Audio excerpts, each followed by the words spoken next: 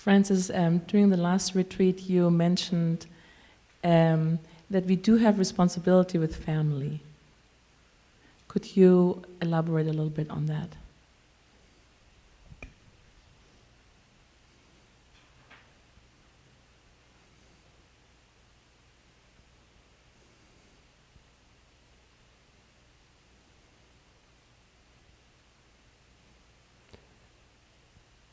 We cannot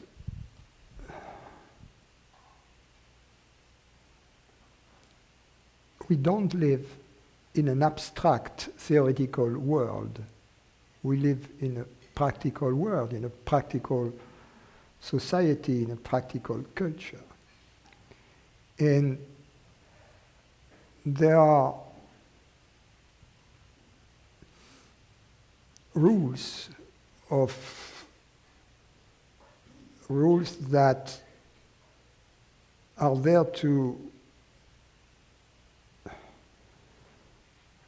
allow for a relatively harmonious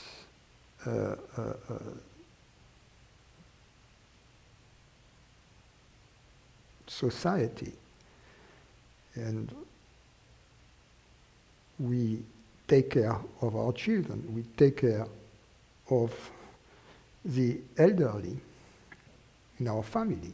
Otherwise, it's not the state which is going to take care of them. Although this has changed over the years, over the centuries. For instance, in our modern cultures, there are retirement pensions, retirement funds, so that the children don't have as much to face financial responsibilities for their parents, which is a good thing. Nevertheless, they have psychological responsibilities. And the same thing with our children.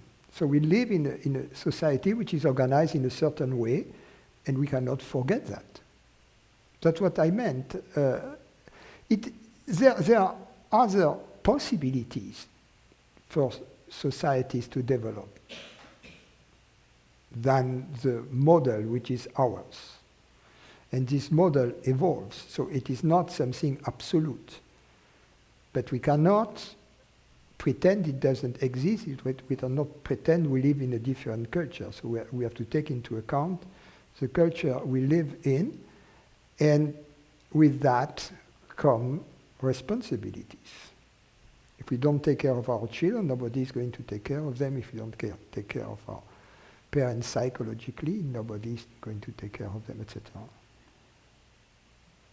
So, but I was mentioning that by saying that there are relationships in our lives that we don't choose. We don't choose our parents, we don't choose our children. They are there, we have these responsibilities, and therefore, to some extent, when these relationships are a little stringent, these are our yoga exercises. That's what I... Francis, nice to see you again. I'm recalling a statement you made a while ago that we, as who think we are separate individuals, can take ourselves to the edge of the cliff or the precipice, but it's God that pushes us over. And I would like you to comment on what things we can do as pretend individuals to take ourselves to the edge of the precipice.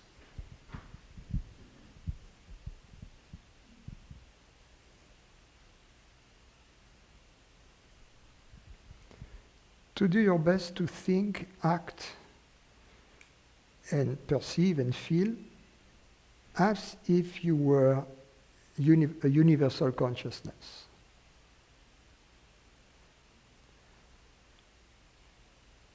It's not really fake it up until you make it. Because there is nothing to make. You see? It's just, it's like if I was on a relative level asking you, Let's assume someone believes to be a dog. You know the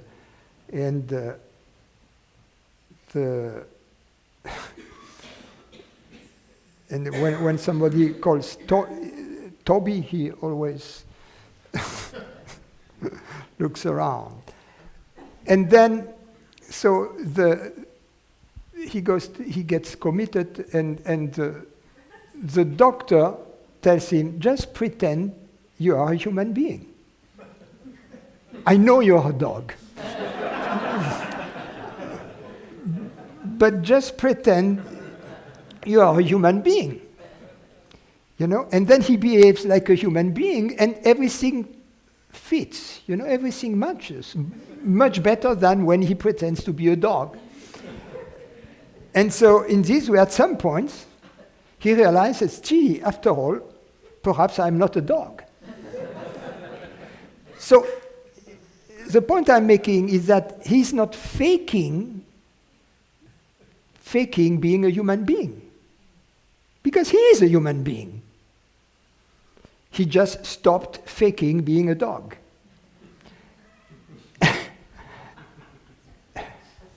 So that's the thing.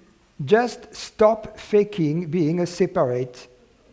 In this case, stop faking being a human being. Stop faking being me or an individual. Just be consciousness. Because after all, the only thing we know to be is consciousness. Because we are whatever it is which is hearing these words right now. I say that every time, so once more. We are that which is hearing these words. And whether that which is hearing these words is a human being or something else, that is up to you to investigate. What is the evidence that that which is hearing the words is a human being?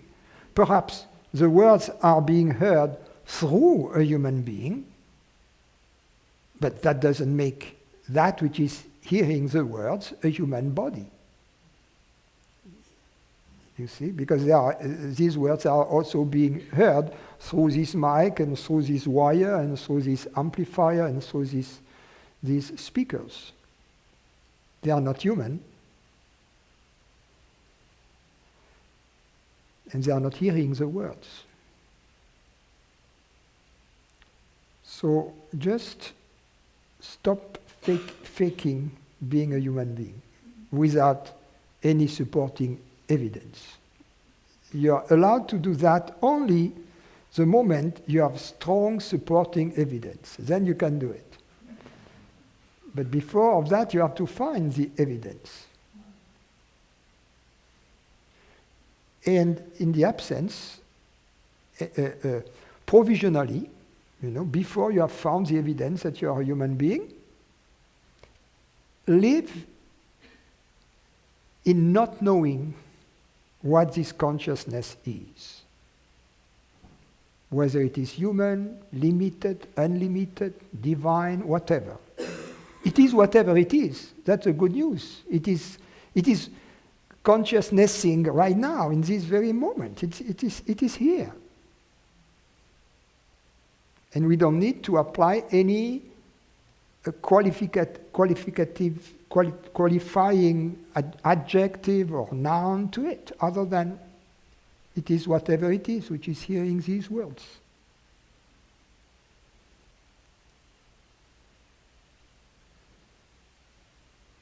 So that's the best way.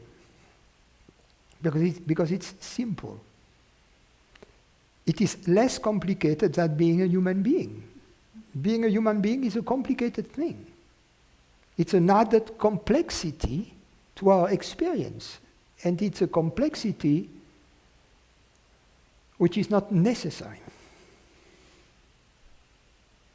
You travel lighter without this belief system.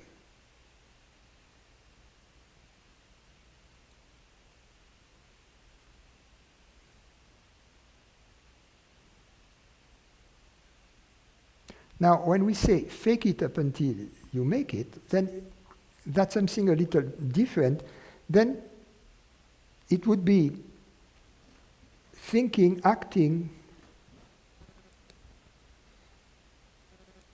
perceiving, feeling, as if we were a universal consciousness. So then we are taking a different stand. We are not in not knowing, because the previous suggestion was, which is good, just not to know. And to remain is this not knowing about what we are. And see what happens. And here, the second possibility, it's the experimental or experiential path, in which you test a new hypothesis, a new possibility, which is for consciousness to be universal. And you ask yourself, what would I do differently? How would I think differently if consciousness were universal instead of human and limited? And that's also an interesting line of approach. It's more experiential. It's more. It's the former was the approach of the mathematician, and this one is the approach of the physicist, conducting experiments.